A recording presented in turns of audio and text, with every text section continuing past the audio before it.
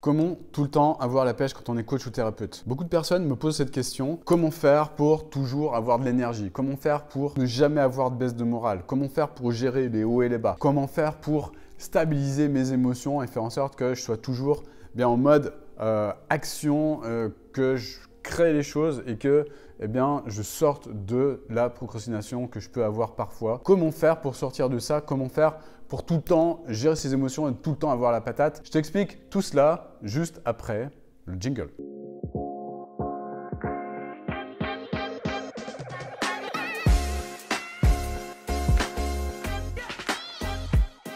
Alors comment faire pour tout le temps avoir la pêche? Comment faire pour toujours avoir de l'énergie? Je vais te raconter une histoire qui m'est arrivée il n'y a pas très longtemps, il y a quelques mois. Moi, j'aime bien me balader en règle générale dans la nature. Donc, j'habite à Lyon actuellement et je trouve mon bonheur quand je suis dans un lieu qui est proche de la nature. Donc, j'aime bien me balader dans un lieu habituellement qui est proche de la Saône en fait, c'est une sorte de village en fait proche de la Saône, qui est à, je sais pas, qui est à 15-20 minutes de Lyon. Donc ça me permet de m'évader, ça me permet de me reconnecter à la nature, ça me permet de trouver des idées, d'être de nouveau plus créatif, ça me permet de plein de choses positives.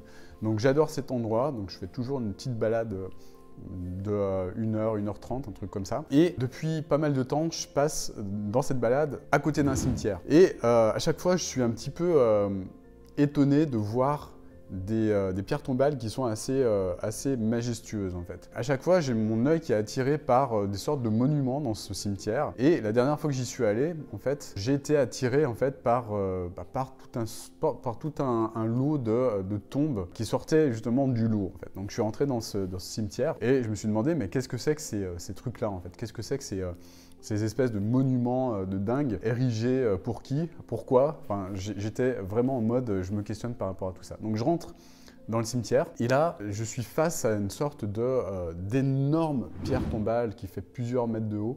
Il doit faire 4-5 mètres de haut, qui est en train de s'effondrer en fait. Tout est en train de s'effriter et je me rends compte que c'est pas la seule. Je me rends compte qu'il y a une sorte de grande chapelle dédiée à quelqu'un. Je me rends compte qu'à côté, il y a plein d'autres tombes de cet acabit, de ce gabarit. Et je me dis, mais qui étaient ces personnes en fait? Parce qu'évidemment, des personnes étaient enterrées sous ces tombes. Donc je me suis pris d'intérêt par rapport à qui elles étaient, qu'est-ce qu'elles avaient créé dans la vie, pourquoi en fait? Pourquoi créer des tombes aussi gigantesques en fait? Donc en fait j'ai eu du mal à lire les inscriptions parce que tout était en train de s'effondrer. Première chose que j'ai remarqué, c'est que ces tombes n'étaient pas fleuries. Plus personne ne s'en occupait en fait parce que ces tombes elles dataient de plus de 150, parfois 200 ans. Et je me suis rendu compte en fait en cherchant un petit peu que ces personnes c'était on va dire des industriels de l'époque.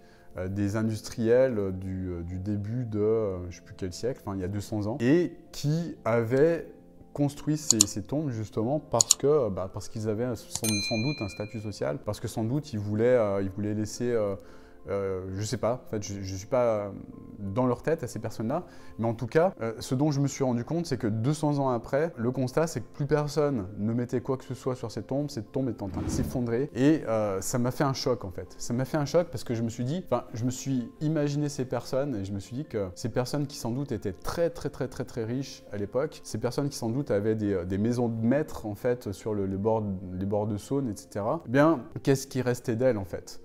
Dans ce cimetière, il restait simplement des plaques de béton en fait, qui étaient en train de s'effondrer. Ça m'a vraiment fait un choc parce que je me suis dit, mais quel est le but de la vie finalement? Quel est le but de cette vie sur Terre en fait?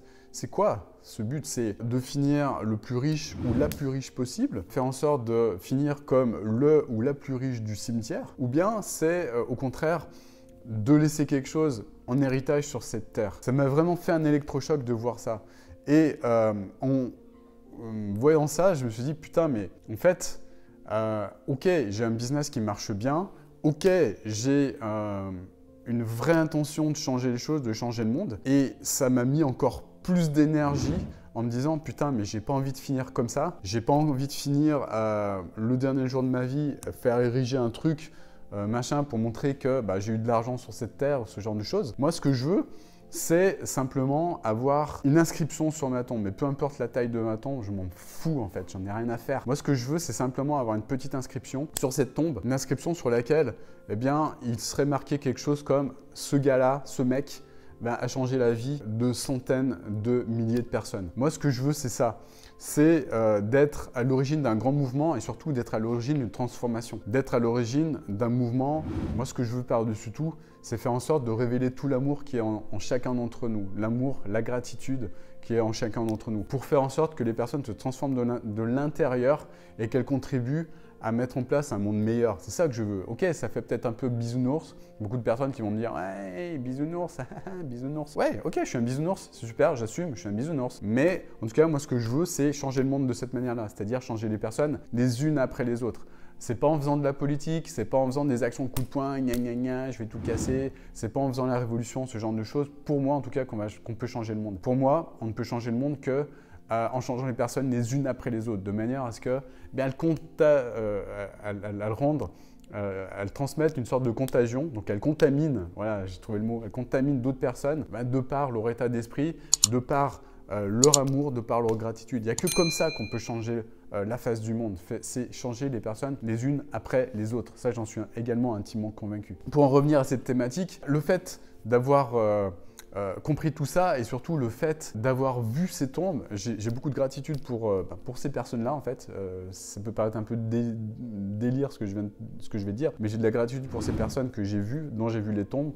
Pourquoi? Parce que ça m'apporte énormément, encore plus d'énergie en fait. Encore plus d'énergie pour laisser un vrai héritage et surtout laisser une petite inscription sur ma pierre tombale. C'est ça vraiment qui me rendra fier au dernier jour de ma vie, c'est de me dire je ne suis pas passé à côté de ma vie, j'ai mis en place des choses, j'ai contribué à changer la vie de beaucoup de personnes pour le meilleur. Maintenant, je peux m'éteindre en étant fier de moi, je peux m'éteindre en étant en paix en fait. C'est ça que je veux, c'est pas autre chose. Je vois beaucoup de personnes qui manquent d'énergie, qui se disent putain j'ai pas la pêche, qu'est-ce qui m'arrive, nanani nanana. C'était aussi le cas pour moi il y a quelques années parce que évidemment, j'avais pas de sens. Je comprenais pas qu'est-ce qui était important pour moi, qu'est-ce que je voulais laisser en termes d'héritage sur cette terre. J'avais pas fait cet exercice avant 2014. Alors j'en parle dans une autre vidéo où je parle du cadre que j'ai écrit dans l'année 2014. Retrouve cette vidéo ou abonne-toi à cette chaîne pour ne rien louper. Enfin, fais les deux si tu veux. Évidemment, tu es libre. Mais ce qui est le plus important, c'est vraiment en tout cas pour moi, de m'être connecté à quelque chose de plus grand que moi en 2014, d'avoir écrit ce truc-là et puis de vouloir maintenant le réaliser et de me rendre compte maintenant, à l'heure où j'enregistre cette vidéo, on est en 2021, je me rends compte que maintenant j'ai fait beaucoup de chemin pour avancer vers cette vision de vouloir transformer énormément de personnes de l'intérieur de cette manière-là. Je suis en train d'y arriver et ce que je veux pour les prochaines années, et c'est ça qui me donne encore plus d'énergie, encore plus de pêche, c'est rendre ce mouvement encore plus important. Donc si tu veux participer à ce mouvement, abonne-toi à cette chaîne. Si tu n'as pas de compte YouTube, crée-en un, abonne-toi à cette chaîne et puis on sera nombreux à être ces personnes alignées avec le cœur qui veulent par-dessus tout transformer la vie d'autres personnes comme ça en disséminant plus d'amour, plus de gratitude. Fait partie de ce mouvement également que je veux moi-même créer. Voilà, tu as compris quel était mon objectif profond. C'est pas de mourir comme le plus riche du cimetière, mais c'est au contraire d'être fier de moi, de me sentir heureux, de me sentir en paix au dernier jour de ma vie pour avoir contribué à créer quelque chose de grand pour l'humanité. Ok, je peux peut-être paraître mégalo pour beaucoup de personnes, mais tant pis, c'est pas grave. Ces personnes qui me jugent de cette manière-là, je les respecte aussi parce que moi aussi j'étais dans le jugement quand je voyais des personnes qui étaient investies de quelque chose à l'époque. Mais en tout cas, pour répondre encore une fois à cette question initiale, comment avoir la pêche tout le temps, c'est de trouver en fait, trouver du sens dans ta vie, trouver ce pourquoi tu es là sur cette terre, faire un travail d'alignement interne pour comprendre qu'est-ce qui est important pour toi, qu'est-ce qui est important, qu'est-ce que tu veux transmettre, qu'est-ce que tu veux léguer, quel type de problème tu traites, quelle personne tu aides, quelle personne tu accompagnes.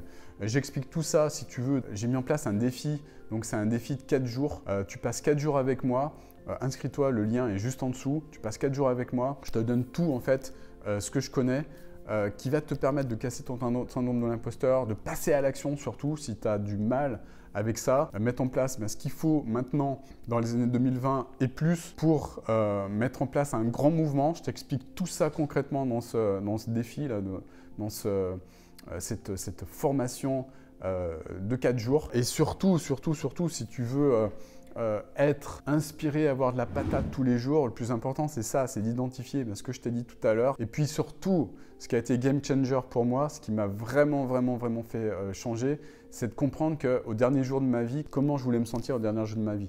Est-ce que je voulais avoir ce sentiment comme beaucoup de personnes, d'être passé à côté de ma vie. Donc il y a une infirmière qui est célèbre, c'était une infirmière australienne, j'ai complètement zappé son nom, mais tu peux le retrouver facilement sur internet. Mets-moi en commentaire, tiens, le nom de l'infirmière que j'ai oublié là, qui ne me revient pas.